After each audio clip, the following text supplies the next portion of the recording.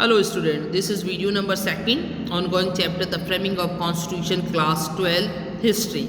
Now today's topic the making of constitution assembly. ठीक है 1.1. सो अब देखिए हमारी जो बेटा संवैधानिक सभा जो संविधान सभा बनी जिसने हमारे संविधान को बनाया हमारे कॉन्स्टिट्यूशन को बनाया वो कैसे बनी. ठीक है so in the winter of 1945-46 election जब बेटा देखिए शीतकालीन इलेक्शन हुए थे 1945-46 के अंदर were held in India to the provisional assemblies प्रांतीय विधानसभाएं. ठीक है प्रोविजनल का मीनिंग यहाँ पे बेटा प्रांत से है.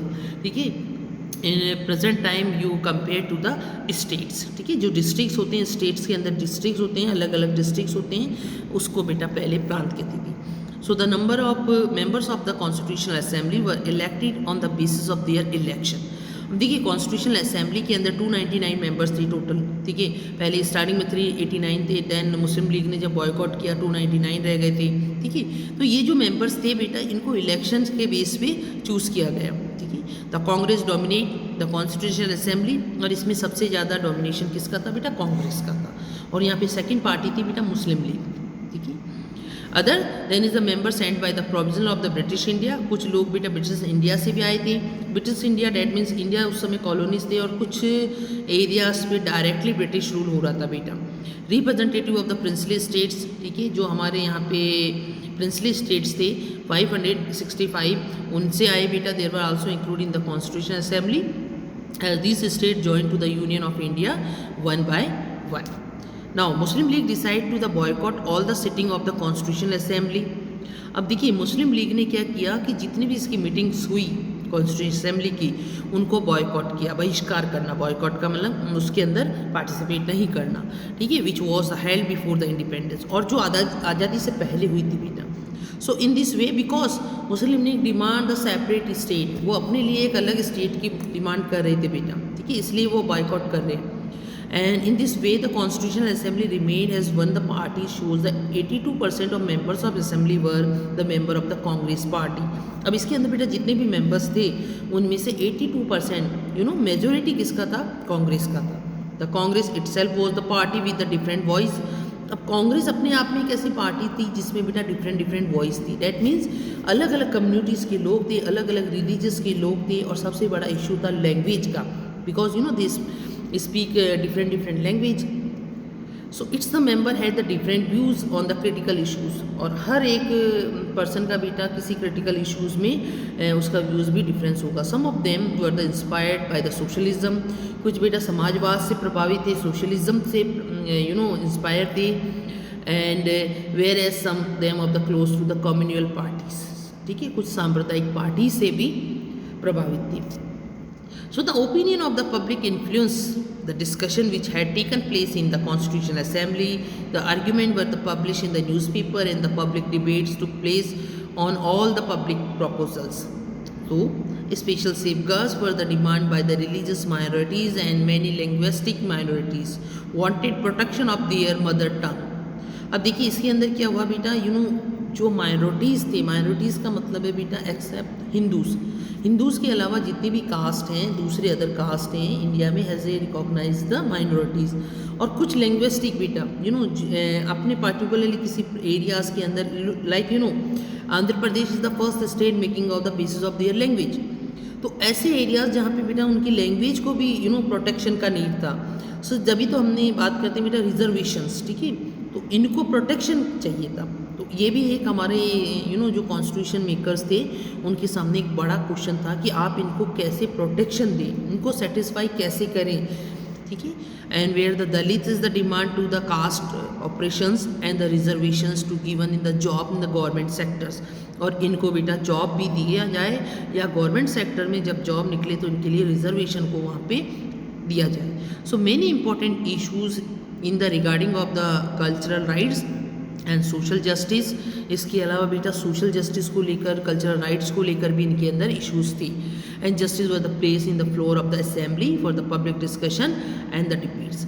और ये लोग अपने आप को जब पब्लिक डिस्कशन हो रहा है या डिबेट्स हो रहे हैं वाद विवाद हो रहे हैं तो दे शोन देयर डिमांड्स कि हमारे साथ भी ये होना चाहिए जो उनका डिमांड्स था बेटा वो भी इनको और basically they protection need to protection. Now next point is the dominate voice. अब कुछ ऐसी आवाज़ें निकली बेटा वहाँ से, you know the big leaders, big thinkers, तो उन्होंने कैसे इसको बेटा यू नो डेवलप किया, बिकॉज यू नो हमारा जो कॉन्स्टिट्यूशनल असेंबली था वहाँ पे बहुत बड़े बड़े लीडर्स थे बेटा, ठीक है। So there were the 300 members in the constitutional assembly.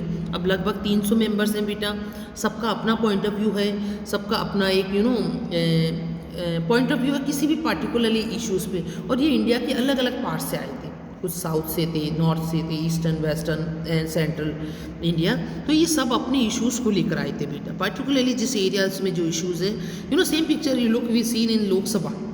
अभी जो हमारा लोकसभा है ये सेम उसी में कन्वर्ट हो गया था। तो लोकसभा में क्या होता है बेटा, पूरे इंडिया को रिप्रेजेंटेटिव करते हैं MPs, ठीक है, तो वो अपने पॉइंट ऑफ व्यू से बात रखेंगे, तो सेम इश्यूज़ हेयर।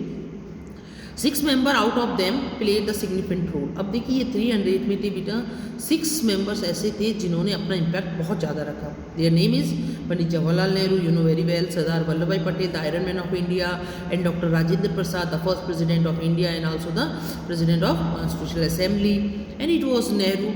अब देखिए नेहरू, ठीक है, it was Nehru who move to the objective resolutions, उद्देश्य प्रस्ताव, ऑब्जेक्टिव रिसोल्यूशंस। हमारा बेटा प्रेम्बल स्टार्ट होता है ना, कॉन्स्टिट्यूशन का फर्स्ट जो हमारा स्टार्ट होता है प्रेम्बल से, वो प्रेम्बल ही ऑब्जेक्टिव रिसोल्यूशन था जो बाद में कन्वर्ट हुआ, उसको पंडित जवाहरलाल नेहरू प्रेजेंट करते। Further it move the resolution that the national flag of India, कि हमारा नेशनल फ्लैग कैसा होना चाहिए, हॉरिजॉन्टल होना चाहिए, try colour in the saffron white and the dark green in the equal you know propositions में होना चाहिए, with the navy blue wheel at the centre.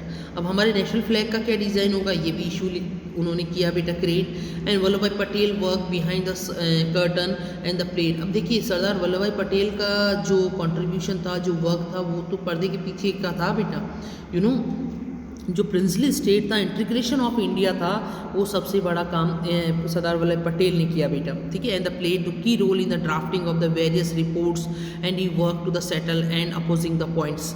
Doctor Rajendra Prasad was the president of the assembly, ठीक है, ये underline करें बेटा, important point है। Doctor Rajendra Prasad is the president of assembly, he guided the discussion with the formative lines also. The lawyer and economist B.R. Ambedkar, doctor Bhimrao Ambedkar, ठीक है, एक lawyer भी थे और एक बहुत बड़े इकोनॉमिस्ट भी थे बेटा। The important member of the assembly, he served as the chairman of the drafting committee, ये इंपॉर्टेंट लाइन है बेटा। Doctor Rajendra Prasad the chairman of the constitutional assembly, drafting committee के चेयरमैन थे बेटा डॉक्टर भीमराव अम्बेडकर, ठीक है। So another important line, the constitution and there were 2 others. अब देखिए ड्राफ्टिंग कमेटी का मीनिंग है बेटा पूरे कॉन्स्टिट्यूशन का जो ड्राफ्ट तैयार करेंगे, प्रपोजल जो तैयार करेंगे, उसको कैसे लिखना, क्या क्या उसके अंदर इंक्लूड करने बेटा, ये काम सबसे इम्पोर्टेंट था और ये किया B.R. अम्बेडकर ने। इसीलिए हम बेटा B.R. अम्बेडकर को आर्किटेक्चर ऑफ इंडियन कॉन्स्टिट्यूशन कहते हैं, भारतीय संविधान का निर्माता, ठीक है। आपने सुना होगा कि who is the father also architecture of the constitution B.R. Ambedkar, because इन्होंने वो सारा ड्राफ्ट तैयार किया था। इनके साथ 2 और मेंबर थे बेटा, K.M. मुंशी जो गुजरात से थे, एंड अलादी कृष्णा स्वामी अय्यर फ्रॉम मद्रास। तो ये 3 मेंबर्स थे बेटा ड्राफ्टिंग कमेटी में, doctor B.R. Ambedkar, K.M. Munshi and Alladi Krishna Swami Ayyar, ठीक है, ये इंपॉर्टेंट लाइन है। Now B.N. राजू, ठीक है, ये एक सिविल सर्वेंट थे, वॉज द कॉन्स्टिट्यूशनल एडवाइज़र, ये बेटा संवैधानिक सलाहकार बने थे, ठीक है, B.N. राजू। एंड तो adviser of the government of India, he develop the serious background the papers based on the political system and it was been taken from the foreign countries. Another member of Shyam Mukherjee, he held ability to the proposal to legal language, ठीक है, कानूनी language कैसे लिखी जाएगी, इसके लिए श्याम प्रसाद मुखर्जी ने काम किया।